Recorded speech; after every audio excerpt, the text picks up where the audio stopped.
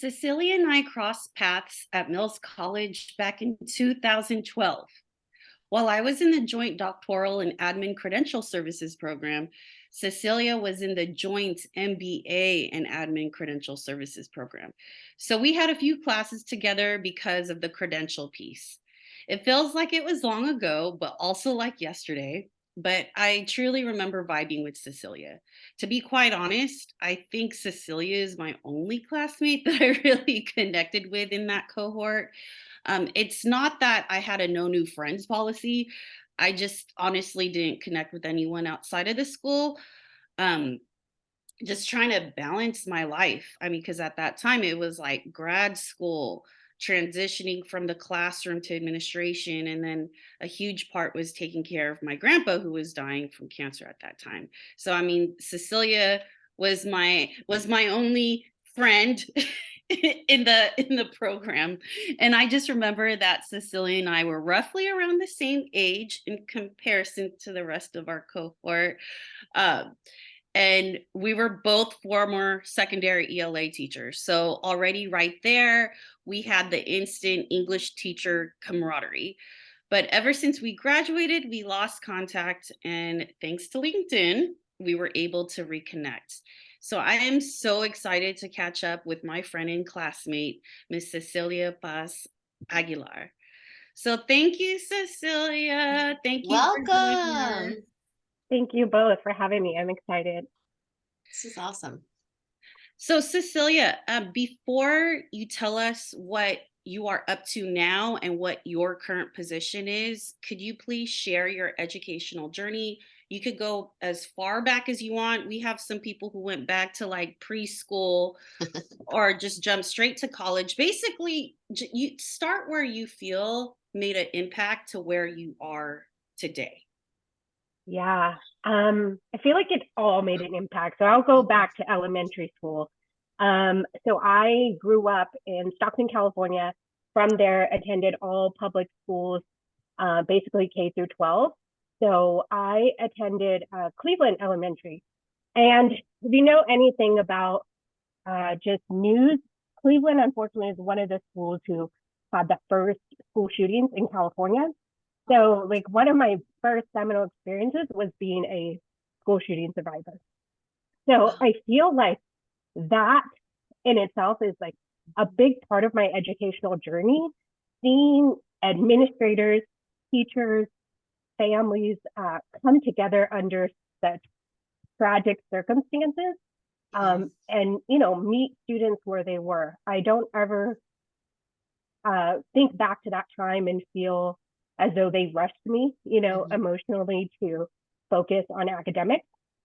But I will say what big part of my educational journey was, using academics as a coping mechanism. And I don't think I realized that till so many years later, probably still. Um, so elementary, I think, is a big part of my educational journey.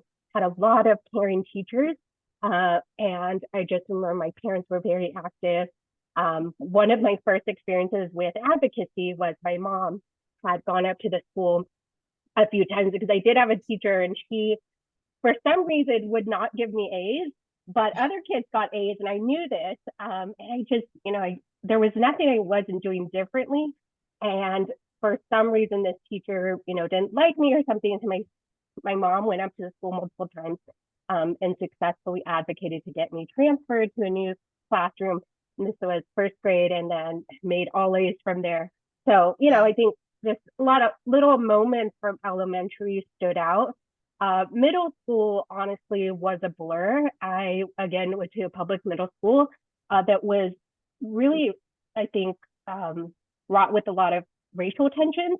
So, I had friends constantly in fights, and it was just at that time, I feel like I was surrounded by teachers who didn't know how to handle young kids. And there was just not a culture of, what you see now in terms of building authentic relationships with kids to really, see what is happening. So middle school was a blur, but I still did well academically. However, I didn't feel that sense of, teacher care, I would say. But again, having made it to the principal level, I think back to like but what were teachers dealing with, right? Like Yeah. just at that level, working with middle school students, not a lot of resources in one of the most underperforming middle schools, and low, just level of support from admin. I don't ever remember the principal like at all ever being present. But then high school happened, and I just continued on my path of focusing on school until my mom passed away my freshman year, and that was a huge blow. Yeah. And again, this is why I stayed in education. It's all a coping mechanism. So she passed, and then everything went to hell. Yeah. So what was that focus on school became just a focus to stay alive. And I remember thinking, when teachers would say, like, I need you to focus, I need you to bring these grades up, I'm like, that's really hard to do when I don't even want to live right now. Yeah. So it wasn't until, and I tell this story, it's a huge part of my personal story. My brother, who was entering junior college at the time, he would constantly, just try to motivate me and inspire me. There was one particular time we were in a car and he was giving me this speech, right? And I don't know, it finally went in one ear and stayed. And he said, you have to do this for mom. She would be so proud. And it clicked. And so by then I was maybe at the end of my sophomore year, and well, how am I going to make up 2 years and figure out how to get my grades up to be eligible for college? And again, college wasn't really anything I had thought of because my family never talked about it. My brother was the first one starting to pave the way to go to junior college. But from there, I think I just kind of leaned on my skills of developing like authentic friendships. I love that Christina said like she's the only one I vibed with, because I just have this natural ability to make friends, but like authentic, real people, right? And so from there, I just like leaned on my ability to build relationships and be a leader. So I became like president of METCA, secretary of Black Student Union, treasurer of the Filipino Club. Like, am I all of those things? No, but like those were all of my friends, and like I just became a leader in every club. And then by senior year, student body president. And so, and I think very few people who were friends my senior year knew how hard I struggled my freshman year. And so I think, then the last part, like seminal period of my educational K through 12 experience was like applying to college. Well, I don't know. And then I did have a counselor. She really pushed me. So I'm grateful for that. And I think it was my brother. I think my like life mission after that conversation in the car has always been to prove him right. So I applied to the only school I knew existed, which was in town. So in Stockton, California. It's also a college town, University Pacific, which very few students from the community go to, right? So I applied and actually didn't get it. But then I leaned on my writing skills and actually wrote a letter appealing the decision. Nice, yeah. Just pouring out my heart of like, I get it, but I need you to understand why. Like why these grades are this way. Why I might not have the GPA or the test scores. But I promise if you let me in, like I will prove you right. And I got a letter and they let me in. I was like, wow, okay, that worked. Now what are you gonna do? I'm college ready.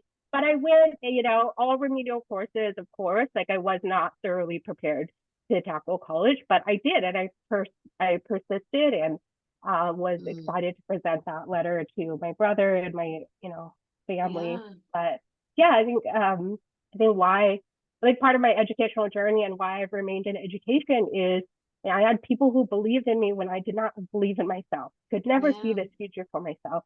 And just I'm really proud to be able to provide for a family. That's beautiful. Yeah. Yeah, I'm just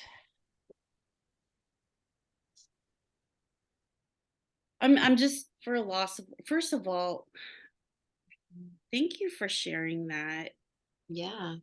Like I mean, I didn't know these things, and I feel like when we were at Mills, and like our conversations were of course about school and like how, if did we start an assignment or like right, and then like when we were outside of school we would talk about other things. So this is this definitely, like, your story may, I just have so many questions now because mainly like how your experience starting with Cleveland Elementary Mm. School, from the fights that you witnessed in middle school, from your mom's passing to your brother. Like, I know that after, soon after we graduated, or we were in the process of graduating, you became an administrator, right? So how did all of that, how did that impact your school leadership practices, or just like Mhm. how you tackled being a school leader? Like, what was your vision and mission and your values going into that? Totally. Um, I feel like I reflected a lot on, because again, I was a principal at a middle school. So I Yeah. reflected a lot on like, what was I going through in middle school? Like, oh Hmm. my gosh, that was the most terrible time in my life. Like my mom was dying. I couldn't, like to focus on class. My friends are fighting. Like it was just like, so yeah, when I thought about leading a middle school and again, founding a middle school, so having that opportunity to build the vision from the ground up, um, and then thinking just a big part of it was rooting it in the community that I was serving. I actually was not from the community that I went to launch a school at. So that was huge, thinking of like, okay, well, if someone came into Stockton, like what would I want them to know Hmm. about like my city? And so that was a huge part, is just doing my best with the time that I was given, the runway in terms of like, who are my families, who are my kids, what are their what is their future trajectory currently, what do I believe it could be, Mhm. and then what kind of teachers do I want to hire to support my kids. So a big part of it was like from the beginning, um, just a huge sense of ownership of like, I'm not a mom, so like my kids have always been my kids, and I care for them, as though like you wake up in the morning to eating breakfast to, how are you feeling emotionally. So I think for me, a big part of all of those things led to my motto as a principal, which was rigor plus real love. Because Mhm. you cannot not have rigor. You have to hold students accountable to the academic standards. Otherwise, they're not going to reach that level, or being able to be on the level playing field of other students who are having AP courses and, exposure to rigorous Yeah. academic content. So for me, that was it. But you can't have rigor, right? And without loving them authentically as young people. Hmm. And young people will test your patience. Mhm. So you either gotta love them like with your whole heart, or you just are not, that's not the place for you as an educator. So Yeah. that was a big part of my vision as a principal. Oh, that's beautiful. And that leads us like nicely into just this next question around like, tell us what you're doing now. Like, are you still that middle school principal? What role are you in now? And we talk a lot about just like how equity and educational justice shows up in our work. And even just what you just said leads into that, like really rooting in the community. Like, what is it that they need? What is their trajectory? And understanding how to like fill in those gaps or uplift like kind of what's already working. So tell us more about what you're doing now. Totally. So what I do now is I work for a nonprofit organization. They're a national nonprofit organization that supports school districts with whatever they are experiencing challenges with. So we partner with school districts to develop walkthrough tools, right, to Mm. measure the Yeah. extent to which teachers are being successful. We support principals and how do you build up the culture. We have implement surveys in schools. So it's a broad range of services, a lot of academic. Right now I'm working in Dallas schools and observing instruction. So the district, is implementing Amplify, which is a high quality instructional material for English, language arts, and Eureka math. And though I was a middle school principal, right, like I find myself now just supporting, what does it look like from K through 5 in terms of like preparing students academically. So that, I love that. But also what I get to do is lean on all my various skills, which is why I love what I do now. I love to be a principal, but like I just am really of a strategic thinker. So if you give me an idea and I have the ability or the power to think through all of the potential pitfalls and plan for it and present a strategy, then that's what I do. So I also lead the conference strategy, and really I ensure that our people get, I lean on those writing skills, right? So it's like I just am now in this place in my career where I've been able to take stock. And it was after the principalship where I really stepped back from education. And I thought like, oh, maybe I need to go into retail or something like completely different. Yes, I like to go work at Ann Taylor and sell clothes. It was the best. But I took time to take stock of like, what are my skills? So I do love writing still. I love strategy. I love details, right? And so I get to do that in my job, and present at conferences on topics which we're, focused on. I'm actually presenting this week on teacher shortages for Texas rural schools, and it's really cool. I love it. So you're based in Texas now? I am. I'm based in Houston, Texas, but I am trying to get back to California. So we'll see, we're paying attention to that market, housing market. Oh, yeah. Good luck. I know, right? Well, so that's why. So then like fill us in on that. Like, so were you a middle school principal in California or in Texas? In Louisiana. And oh my goodness. Okay, so in Louisiana. Yeah. So you grew up in California, went through your education in California, were middle school principal in Louisiana. Yeah. Where were you a teacher at? So I taught in California for many years. Yeah. So mostly California, and then I was like an assistant principal. And then I got into a principal fellowship out of Northwestern in Illinois. And that was where they were launching in certain areas. And interestingly enough, my brother was in Louisiana. So my brother is always a big part of place times in my story. And I thought, okay, well, I don't know anything about Louisiana, but you're there, so I'll go. It was great. So what, I'm curious then, I know like we're kind of like jumping around, but just what are some things that you are like, that you reflected on or that you took away from having worked in different states? And like, obviously within the same system of education, and there's a lot of like, similarities, but the states are very different as far as like politics, as demographic, curriculum, like all of that. Like, so what were some takeaways or major things that you're like, wow, this is very different or better? No, I don't know. Yeah.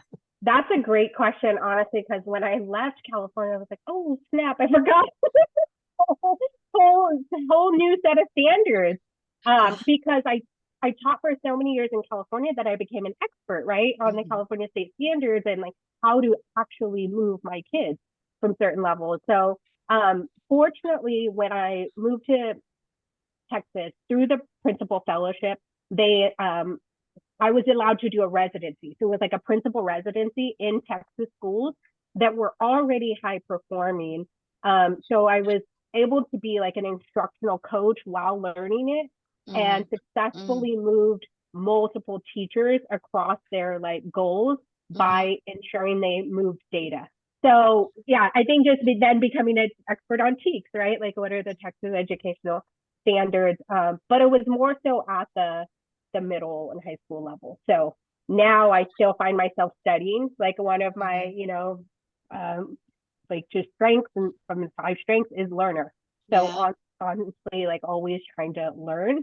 And another one of my projects right now is we're actually preparing an application for Houston ISD to become a teacher preparation pipeline. So to do that whole application for the state is being able to present, like, how do you train, pre-K through grade 3 teachers. So yeah, it's a lot of learning, I think, too, in my job. But I think to, your question is, yeah, they're very different state by state. So, just thinking through, but I did mention rigor. So when I got to Louisiana, it was definitely eye-opening to see just the political climate in terms of the conversation around content and like curriculum and like, do we adopt certain ones? But I got there at a good time when they were very focused on adopting high quality instructional materials. So that was good. Yeah. That's fascinating. I'm always like, I haven't left California. So part of it's just so fascinated to like hear the stories of like working in different states. Yeah. So, Cecilia, does New Orleans and Texas do excuse me, Louisiana and Texas, do they did they adopt the Common Core state standards, or are they like still using their state standards? Yeah, they never adopted Common Core. Neither state. Interesting. Oh, that's interesting. But I heard you say Eureka Math. Yeah. So again, they invested in high quality instructional materials because they've, done a lot of research and, I think just relied on experts, which is good, right? So, but again, they're doing it in pockets. And so again, if I'm working in Dallas ISD, this is one school district that made this decision within the last year, and they had to do a whole rollout with all the schools. And now we're in there kind of just observing to what extent are teachers actually implementing this curriculum, how are students feeling, and whatnot. Yeah. Okay. Because Eureka Math is based on Common Core state. It's designed with Common Core state standards in mind. So, well, that's good to know that at least they're adopting like, high quality, high quality curriculum. Yeah. So then, Cecilia, you mentioned, so you're working for a nonprofit that works with districts. Like, how does then the district work with y'all, or how does that work? Like, to have this nonprofit, because it sounds like you're doing a lot of like high level, work for the districts, and we don't often see that. I guess I don't often see that. So how does that work out, or how did that come to be? I feel like it's just one of those organizations that has built their reputation over the last 25 years. So they just celebrated 25 years. So TNTP is the organization I work with, and they've just built just successful partnerships and relationships over the years. I work in what is called the Southwest region. So that is Texas, Louisiana, Arkansas, Oklahoma, Arizona, New Mexico. So, within that, we have what they call partners, which I would, liken to maybe superintendents. And then they oversee, but they're more so like business strategy partners. So I'll partner with, partners within the different states to kind of see how can I support in different ways. And then I'm in a role, I'm on the umbrella team of consulting, which is cool because they can kind of lean on me for the various skills. But yeah, I would say, to answer your question, I feel like they've just done so well over the last 25 years. They were one of the recipients of the McKinsey, millions of dollars recently got awards. So yeah, we do pretty good. But I think, like any nonprofit, there is always that risk of, just financial security. So I'm never so secure in my, choices to stay in the nonprofit world, but this is something, try not to let it keep me up at night. Yeah. That's it's really good. Interesting to hear kind of like the work that you're doing with different districts, and now knowing all the states that you work with. That's pretty amazing. Yeah. Yeah, because it's like especially for me and Elin, like when we think of schools, I mean, like we're like that old school sheltered people. We're like, okay, like it's the districts, and Uh-huh. especially since we just work at school sites. So it's like, Right. you Yeah. know, we're on site, we were school leaders on site, but then we Right. know that there is a world out there beyond the district office. And Yes. so everyone plays a part.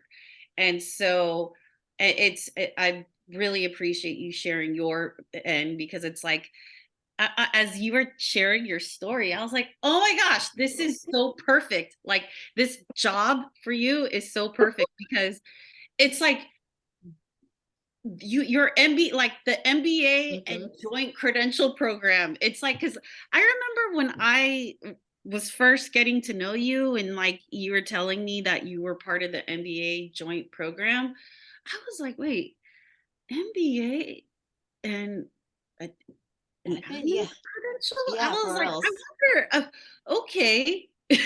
But this makes sense. Right? Yeah, totally. I don't think I knew at the time where that degree would lead, because because I think my immediate goal at the time was like, I just want to be a principal. I just want to be a Right. principal. Right. So I leaned on, remember Diane, who was our like in the English department, or maybe, I don't know if you had, I think we just Admin. yes. Dr. Cattell. Yeah. Yeah. Shout out to Dr. Cattell. Okay. That's amazing. So like she was a big part of why I persisted with that goal of being a principal. But I think She always trying to push for all of us to be a principal. She totally has. but I do think like it would not have been the experience after our graduate program that got me here. And had I not taken that time to step back, and I think back, like, what did I read something? Was it a podcast? Did I hear something? This Simon Sinek, you probably heard of him, like there was something that he had put out, and it wasn't the like importance of our why, it was the importance and the ability that we all have to pivot. And so like for me, it's like, okay, I can pivot. Yes, I've been a teacher, I've been a principal, I've been in schools all this time. If we're in schools and we went to schools, it's like we never left school, y'all. We've been in schools, kindergarten, preschool. But yeah, I really had to, and if you'll notice on my LinkedIn, I do a whole about me. That was my like brain draft of like, what do I want? What do I really want? And I thought back to like my upbringing, what is important to me, and I named my brothers and my experience growing up in Stockton, and then just like kind of listed, what am I really good at? Like I was a business school manager, I was like a grant writer, I was all of these things before a principal. And then the principal just gave me greater insight into the like on the ground challenges that like families, students, teachers, admin face. Yeah, that's amazing. It's amazing. We'll have to link your LinkedIn so people can see that. Yes, for sure. Well, so we touched on so many things here. I'm like, yeah, we kind of jumped around, but that's what happens when you connect with someone that you haven't talked to in so freaking long. So it's just so good to see you and just hear all these amazing things that you've been doing, especially after you left the Bay. I was like, wait, you went to New Orleans? Louisiana. No. Like, Louisiana, yeah. Oh, Louisiana. My bad. Yeah, Wait. It's been quite a journey. Okay, that I was gonna ask a really dumb question, but I'm not gonna do it right now. Just not right now. Let's just say that geography wasn't. I was gonna ask you a geography question, but that's because that wasn't my best subject. Christina needs to finish her coffee. Yeah. So Cecilia, like, yes, with you being a former school leader or a school site leader, you're still a school leader. Like you may not be there directly, but you are definitely assisting the site leaders so that you can still make that huge impact. And especially since you're talking about like rigor and just making sure that school districts particularly school districts that may not have adopted the Common Core standards, like they're getting that high quality rigor. And that part just really, like, the part of rigor just,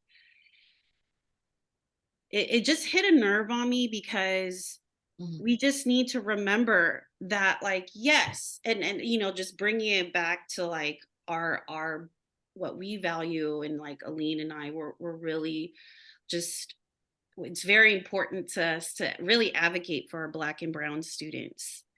And we've had this conversation many times where we feel that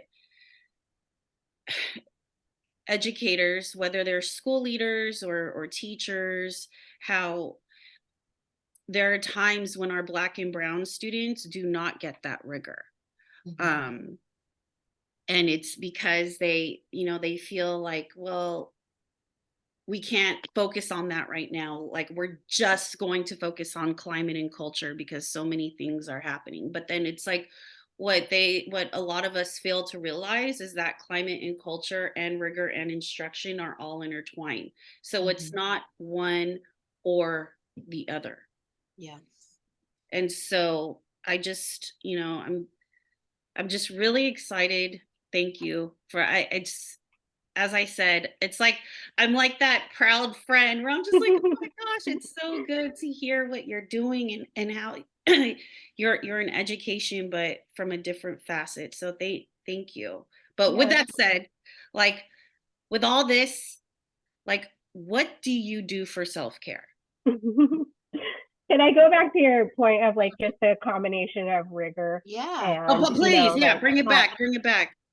Like, so a big part of what I took time to like delve into after we graduated and before becoming a principal were the different research, right, around rigor and around student, like, rigor plus real love didn't come out of nowhere. It was based and rooted in the ideas sometimes of, like, authentic researchers, including Jeff Duncan Andrade, who talks about hokey hope.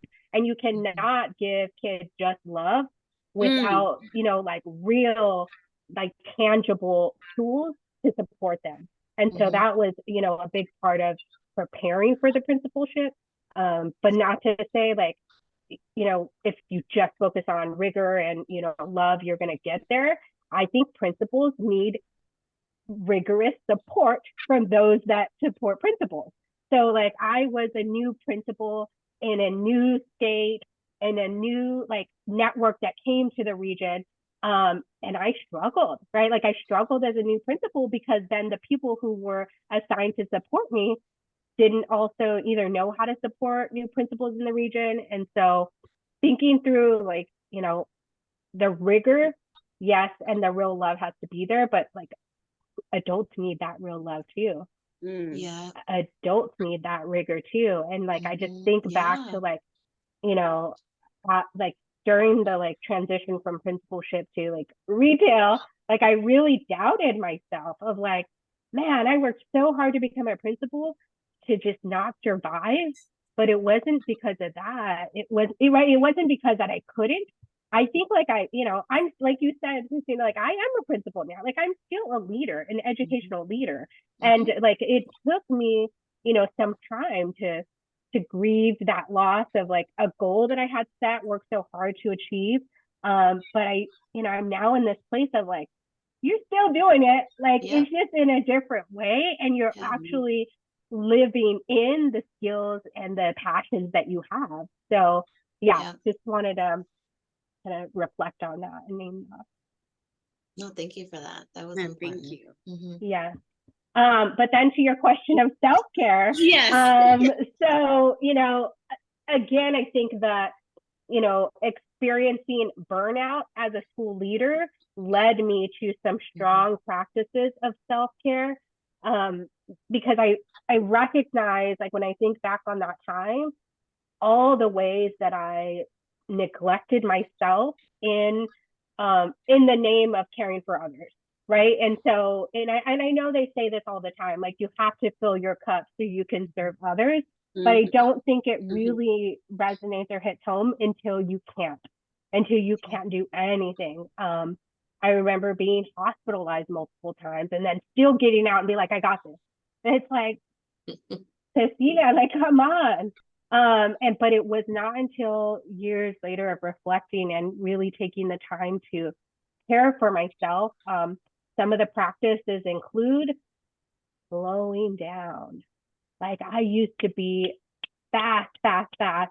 And I don't get mad at myself. Just like I have a slower pace, but it's Yeah. for my peace of mind, so that I can think clearly and have like authentic relationships. And relationships was never the issue, but it's being able to have like strong, authentic ones. That takes time to like genuinely connect with people. Mhm. So I still coach people. I still coach adults and serve at, like in mentor roles.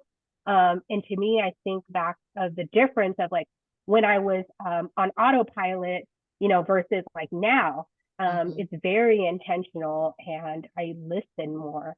Yeah. So this self-care, I mean, meditation is a big part of my self-care. I just have to be in tune with my thoughts and feelings. I don't not say I'm like great at not struggling with, depression and anxiety still. Like there's a lot of things I need to deal with, like from my childhood that I've never Mhm. dealt with. And so, but that's even more reason I have to implement self-care because I Yeah. can feel those like emotions.